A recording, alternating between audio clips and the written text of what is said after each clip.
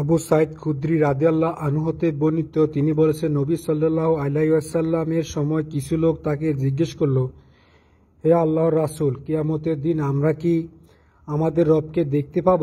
নবী সাল্লাল্লাহু আলাইহি ওয়াসাল্লাম বলেছেন, হ্যাঁ, দেখতে পাবে। মেঘমুক্ত আকাশে দিনের আলোতে সূর্যকে দেখতে কি তোমাদের কোনো অসুবিধা হয়? সবাই জবাব দিল, না। তিনি বললেন,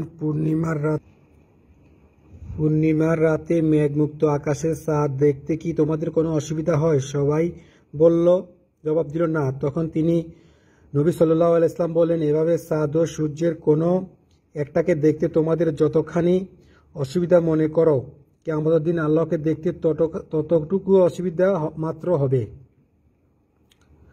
কিয়ামতের দিন একজন ঘোষক ঘোষণা করবে, প্রত্যেক ব্যক্তি যে যার ইবাদত করত সে তার সাথে দলভুক্ত হয়ে যাও। সুতরাং যারা আল্লাহ ছাড়া মূর্তি বা পাথরের পূজা করত তারা সবাই দোজখের নিক্ষিপ্ত হবে, একজন অবশিষ্ট থাকবে না।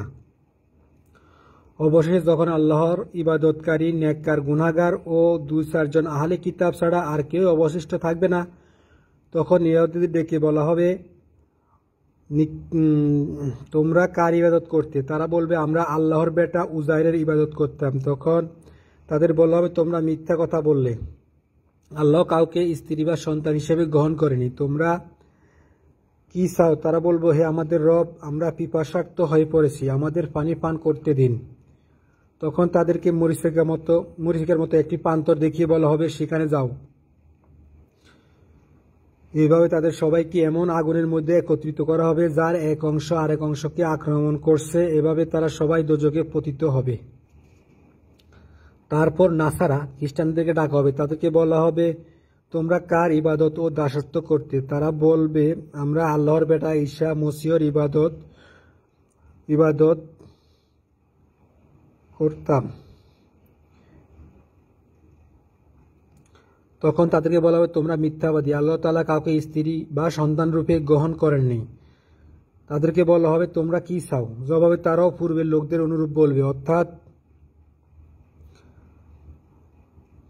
ইহুদীদের মতো তারাও বলবে, আমরা পিপাসার্ত হয়ে পড়েছি, আমাদের পানি পার করান। অবশেষে আল্লাহর ইবাদতকারীরা, নেককার ও গুনাহগার লোক ছাড়া আর কেউই অবশিষ্ট থাকবে না। তখন গোটা বিশ্বজাহানের রব আল্লাহ তাআলা তাদের কাছে এমন সাধারণ আকৃতিতে আগমন করবেন যে আকৃতিতে তারা ইতিপূর্বে তাকে দেখেছে। তাদের জিজ্ঞাসা করা হবে, তোমরা কিসের জন্য অধীর আগ্রহে অপেক্ষা করছো? প্রত্যেকেই তখন নিজ নিজ উপাস্যের দলভুক্ত হয়ে যাবে। তখন তারা আল্লাহর ইবাদতকারীরা বলবে, দুনিয়ায় যখন আমাদের সর্বাপেক্ষা বেশি প্রয়োজন ছিল তখন আমরা লোকদেরকে বর্জন করেছিলাম, এমনকি তাদের সাহায্য আমরা পরিত্যাগ করেছিলাম। আমরা যে রবের ইবাদত ও দাসত্ব করতাম এখন তার জন্য অপেক্ষা করছি। আল্লাহ তাআলা তখন বলবেন, আমি তোমাদের রব বা প্রভু। তখন তারা বলবে, আমরা আল্লাহর সাথে কোনো কিছুকে শরীক করি না। এ কথা তারা 2 অথবা 3 বার বলবে।